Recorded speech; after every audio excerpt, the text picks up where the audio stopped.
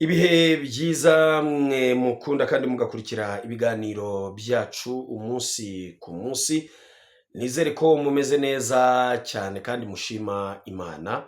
Ushobora kuba utameze neza, ubuzima butameze neza, reka nkubwire ngo ihangane, kubera ko uyu munsi ubuzima bushobora kuba bumeze neza, ejo butameze neza. Ubuzima nyine aba ari gatebe gatoki, umunsi ukagerageza, ejo bikanga, ejo bigakunda, ejo ntibikunde, kubera ko nyine isi yacu niko yubatse kandi isi yacu niko imeze. Wowe rero niba ubona wabyutse bikemera, ukaba ugenda bikemera, ingingo zawe zikaba ziri gukunda, shima Imana, kubera ko ntago ari ku bwawe ahubwo ni kubw'Imana. Abari mu majyepfo y'u Rwanda, bari mu majyaruguru y'u Rwanda, bari mu burasirazuba, bari mu burengerazuba, mwese reka nongere mbahe ikaze, mbabwire ngo nimboneza amakuza rutabangera cyogera kurwa mushaba mutagimbe mu ndaga barwisendekereza murima rwa murima rutuma amajyambere ajya ku rugamba rwo gomera nkiko nk'abindi hatugobahizi mu ikotaniro ry'abahizi rutarimba n'umugayo umugambi nkabutahana, nkitwa MC Imena Gitero Moses. Tuba tubafitiye serivisi zigiye zitandukanye, wowe ufite ubukwe, wowe ufite ibirori bigiye bitandukanye, aho waba uri hose turaza tukagufasha, tukakuyoborera ubukwe neza kandi ibirori byawe tukabihindura ibyacu. Ukeneye protokole, ukeneye serivisi, ukeneye abavuga amazina y'inka, ukeneye bande, ukeneye itorero, tubwire tuze tugufashe ibintu birusheho kugenda neza. Hanyuma rero reka ngushimire wowe wakoze subscribe, wowe ufata umwanya ukareba ibiganiro byacu, ugakora subscribe, ugakora share, ugakora comment. Reka nkubwire ngo Imana iguhe umugisha, Imana isubize aho ukuye. Nawe utayikora, reka nkubwire ngo gukora subscribe ni inkunga ikomeye uteye MC Imena Gitero Moses ndetse n'Imena family yose. Ubwo rero kora subscribe, ukore share, ukore comment, kugira ngo ibiganiro byacu bigende bibageraho gatanu kuri gatanu. Murabibona rero mbangize gutya ngahita mvuga nireka nitereke. Ibi bintu nagiye mbivuga kenshi, ngenda mbigarukaho kenshi, ngenda ntanga ingero nyinshi, ariko abantu nkabana ntabwo barimo kugenda babyumva. Uyu munsi rero ndaje ngo mbivugeho MC Imena Gitero, noneho genda shaka kubivuga mu bintu bijyanye no kwiyama no kwihanangiriza, binyuze mu muco, binyuze mu bupfura bw'abanyarwanda. Kuva na kera abanyarwanda tuzi neza tukanamenya ko umugabo ni umutwe w'urugo, umugore akaba umutima w'urugo. Nuvuga ngo rero iyo umutwe urwaye, muzabirebe ku bantu bafite ingingo, iyo umutwe urwaye izindi ngingo zose zirangirika. Ndashaka rero kugaruka kuri Kimenyi Yves nonaha, nkagaruka kuri Muyango, nkavuga kuri Keza Teriski. Nari navuze ko ntazongera kuvuga ku bantu, ntazagaruka ku bantu, ntazadibetinga ku bantu, ariko ibi bintu ndi kugenda numva ntabwo bikwiye, ntabwo bikwiye. Ndashaka kumena urusyo, ndashaka uko mu rusyo ariko ngakoma n'ingasire. Ibi bintu narabibabwiye, wenda bamwe bagira ngo ndababeshye. Iteka ryose ni wizera abantu udakwiye kwizera, nuha icyizere abantu udakwiye guha icyizere, uzaba urimo wicukurira urwobo rurerure runini utazigera ukira. Ibi bintu narabibabwiye, ndababwira ngo hari ikintu kimwe mugomba kumenya, kandi iki kintu mukimenye nk'ukuri. Niba kwibikira ibanga byakunaniye, ntugire icyizere ko umuntu ribikije azaribika, kubera ko wowe ubwawe nyiribanga. Kuribika byakunaniye, ufite ikihe cyizere ko ugiye kubitsa ibanga aribika. Nakomeje kugenda numva ibintu bivugwa ku mbuga nkoranyambaga, uretse ko n'abitwa ba Godfather n'abandi bose bakoze live nayikurikiye, namwe ubwanyu namwe ndi muri beza. Uwakurikira live mwakoze, uwakurikira amagambo mwavuze, umuntu yasanga ibibarika ibifite icyo umuntu yakwita umutwe n'ikibuno ari bike. Mujye mwibuka ko ayo marayivu mukora, mujye mwibuka ko ibyo bintu muvuga hari abana bagenda bakabyumva, hari abana babikurikirana, muvuga ibintu mwumva bifite ubutumwa. Cyane ndiyama wowe Godfather, rimwe na rimwe hari igihe mukora ibyo bita ama live, sometimes ugasanga ibintu muzanyemo ntabwo ari ibintu biri mu bupfura. Reka mbanze mbabwire uyu Kimenyi rero n'uyu witwa Muyango. Aba bantu ni abantu basanzwe babana umunsi ku munsi, umugore n'umugabo kuko barasezeranye yemewe n'amategeko. Aba bantu tuzi skandali cyangwa tuzi ibintu byababayeho mu minsi yashize. Umugabo agira ibizazane nk'uko umuntu wese yagira ibizazane, n'akazi yakoraga gasa nk'agahagaze ku mupira w'amaguru. Umuntu wese rero tujye twongera tunabyibuke, umuntu wese ukora ikintu kijyanye n'impano, niba utarubatse uburyo bwa saving, jya wibuka ko isaha iyo ari yo yose ibintu bishobora guhinduka. Kandi resistance umuntu ashobora kugira agufasha, ashobora kugufasha uyu munsi, ejo bundi, ariko ntabwo yagufasha icyumweru cyangwa gufasha ibyumweru bibiri.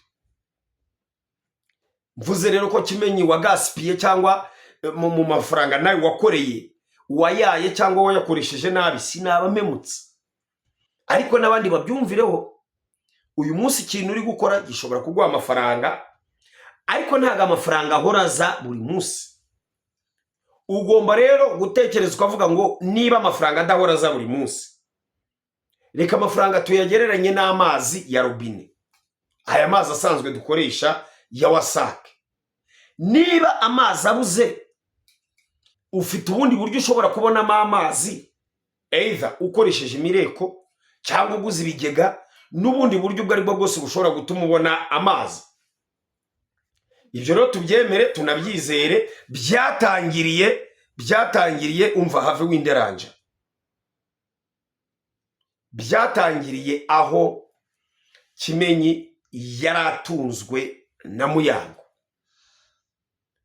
Mwebwe hari ibyo mutazi. Bye niganiririye imbona nkubone na Muyango, tugirana ikiganiro, uretse ko jewe ntari buze kumera nk'abafasha amajwi bakayashyira hanze. Nare ndababwira ngo inshuti n'umuntu mugendana ntagusige, mwasangira ntagucwe, waterwa akagutabara, warwara akagusura. Umuntu nk'uwo muragendana kandi mukarambana. Narababwiye ngo inshuti ni wa muntu ushobora kuresista ya situation urimo igoye, ku buryo nubwo nta wundi muntu waba yiteguye kugufasha, inshuti yawe ihagarara ikavuga ngo no, njyewe niteguye kugufasha. Rero ibi bintu byitwa ngo ababesto byateye, ibi bintu mubyitondere. Umuntu aba afite umugabo cyangwa afite umugore, ariko akaba afite n'umubesto. Aba babesto rero nibo basenya ingo.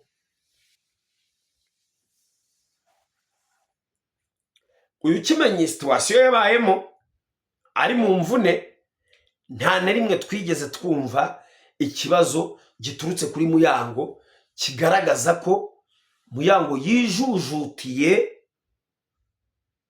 kuba arimo akora inshingano zo mu rugo. kubera ko niba mubyibuka neza nababwiye ngo umugore ni umutima w'urugo, umugabo ni umutwe w'urugo. Umutwe ushobora kuba ufite ikibazo ariko nibita bituma n'umutima ugira gute uhagarara gukora. Umutima ushobora kuwurwaza ukawugemuraho amaraso kugeza igihe umutwe ushobora kongera kugira gute kumerera neza. Uyu muyango muramuzi, yabaye Miss Photogenic muri 2019 I think. Kwa kundi batoraga aba Miss, hanyuma hakabaho ibisonga, hakabaho Miss Heritage, hakabaho n'ibindi. Uyu rero yabaye Miss Photogenic, ni ukuvuga ngo niwe wabaye Miss mu bijyanye n'amafoto, mu bijyanye no kugaragara neza muri rubanda, mu bijyanye, urabyumva iyo mvuze Miss Photogenic. Hanyuma rero Kimenyi akaba yari inshuti magara, bya bindi twita ngo umuntu ni umubesto. She's my best friend. N'uwitwa Keza Teriski. Uyu Keza muramuzi neza, ninsubira mu mwandiko muraza kumwibuka. Akaba yari afite umukunzi witwa The Trainer. Uyu The Trainer abana byaranyeho, birahwihwiswa, biravugwa, byavuzwe ibintu byinshi bigiye bitandukanye. Ntabwo nshaka kubigarukamo, ahubwo ndashaka kugaruka ku kintu nshaka kubwira abagabo, ikintu cyitwa kwishyira hanze. Kubera ko sometimes aba bantu twita aba best friend, aba bantu twita inshuti, please make sure ko umuntu uri kwita inshuti ari inshuti yawe. Kuko hari igihe ubuziranye n'umuntu ukabyitiranya no kuba umuntu ari inshuti yawe. Kubera karega inshuti ku munwa bireze. Hey, you are my brother, I love you, ndagukunda. Hey. Ugasanga abantu bose ufite inshuti nawe utazi umubare, ariko uzabyemera wageze mu kibazo. Uyu Teriski rero cyangwa uyu muyango murabizi ko ni umuhosta, bano bita abahosta, kugenda akajya mu kabari agahostinga. Ghostinga rero nabyita n'ubundi ni kwa kugaragaza bwa bwiza bwawe, hanyuma ba bantu bagukunda, ba bantu bagufana, ba bantu bakwemera bakaza baje kukureba, bagakonsoma, akabari kagacuruza cyangwa hoteli, bintu byinshi, hanyuma mukagira uburyo mubivugana muri interest cyangwa muri income mu byinjiye. Amuti wenda hinjiye miliyoni imwe, wenda nari gucuruza miliyoni 2, none hinjiye miliyoni 3, ndafata wenda 90%, cyangwa ndafataho 50, nawe ufataho 50. Uyu rero Kimenyi akaba ari byo akora. Ibintu bitanavuzweho rumwe n'abantu bamwe bati n'ubundi no kujya kugira gutya na gutya, ariko nakazi nyine, ikintu cyose umuntu ahimbye mu murimo, n'igihugu gihora kibisaba urubyiruko mwihangira imirimo. Hari internet, mukore izo za YouTube, mukore izo za Instagram, mukore izo za TikTok, mukore nyine mushakishe ubuzima mubeho. Hanyuma rero uyu The Trainer amaze aho yatandukaniye na Keza ngo akaba yarashuditse n'uyu Kimenyi. Barashudika, bamaze gushudika, urumva nyine iby'aba besto n'aba best friend n'abaki, hamwe ubwo mwabyumvise simvuze byinshi. Muyango rero aza kubica iryera, aza kubimenya. Bimwe abanyarwanda bakuvuga ngo umuntu ntayoberwa umwibye, ahubwo ayoberwa hamuhisha. Aza kubimenya, amenya ko uyu Keza Teriski afitanye kwaje kwa pra kwa ndani kwa systeme na Kimenyi. Biramubabaza ariko ntiyagira reaction. Nkugaye nawe wa mugore we Kimenyi, nani wa mugore we Muyango, hano ndakugaye nka mutima w'urugo. Ntabwo wagombaga kumenya ko ibi bihari ngo uhitemo kwimana umupuri, cyangwa uhitemo gukupa inshingano zawe zo mu buriri, zo mu gitanda, ngo urimo urahima umugabo. Kubera ko umugabo niba agera mu rugo ntarye cyangwa akarya nabi, arajya muri resitora. Ibyo bintu mujye mubyemera. Arajya muri resitora. So urugo rwubakwa n'ibiganiro. Ibi bintu narabibabwiye. Niba hari ibyo mutumvikanagaho ukabimenya, ukaba ufite ayo makuru ko Keza afite uko ahuza na Kimenyi, wagombaga gufata umwanya ugafata igihe n'umugabo wawe, ntumutinya, mwarasezeranye, mwarabyaranye, umwana wanyu mwiza rwose Miguel, wari ukwiye gufata umugabo ukamwicaza ukamubwira rero sheri ABCD, ibi bintu ntabwo tubyumvikanaho. Narababwiye iteka iyo abantu babana, iyo ari abapatina, uruhande rumwe rukaba rufite ikintu rutumva neza, urundi rukaba rufite icyo rwumva neza. Izo mpande zombi iyo zidahuye ngo zicare ziganire, wowe ugahitamo gufata umwanzuro wawe ukavuga no, umugabo akavuga ati jye sinzajya mpindukira, umugabo nawe ati nanjye sinzongera kugukoraho. Ibyo biragenda bikabiba icyo twita urwango, kubera ko tujye tubyibukiranya neza. Wa mugore we, iwanyu wararyaga, iwanyu waranywaga, iwanyu warambaraga, ikintu cyakuzanye utabonaga. Bariya bahimbye umupuri ku mugore, ariko nawe wa mugore wazanywe n'umuparara w'umugabo, umuparara. Rero niba umuparara wabuze umupuri kandi aricyo cyakuzanye nyirizina, ukagendera ku kuvuga ngo umugabo wanjye anci inyuma, ari n'ibintu ushobora kuba ukeye kudafite fagiti, aho ndakugaya. Navuze ko nko mu rusyo ngakoma n'iki n'ingasire, aho nawe ndakugaya, wafashe umwanzuro utari mwiza. Wagombaga gufata umugabo ukamubwira mugabo wanjye mwiza nkunda, mpuza kundi baye umutima, ibi nibi ntitubyumvikanaho, kubera impamvu tutabyumvikanaho ni shako bigenda gutya. Yes, agahinduka cyangwa ntahinduke, fine. Je niba warabikoze daragudu, niba utarabikoze warahubutse. Wa mugabo we nawe, wowe Kimenyi, ubu ndakomeza nkwita umugabo,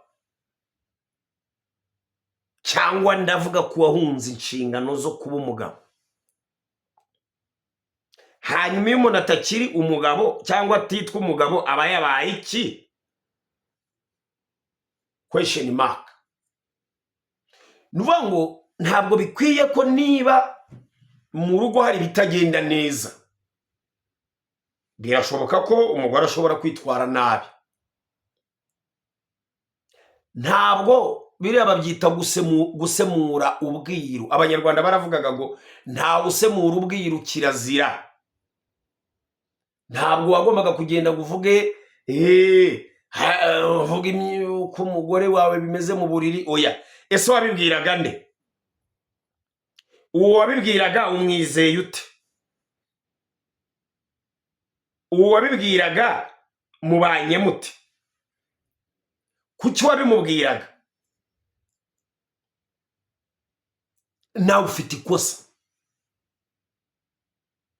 Ntabwo wigeze ufata umugabo wawe nk'umutwe w'urugo ngo wicaze umugore umubwire uti rero madamu, ubu tuvugana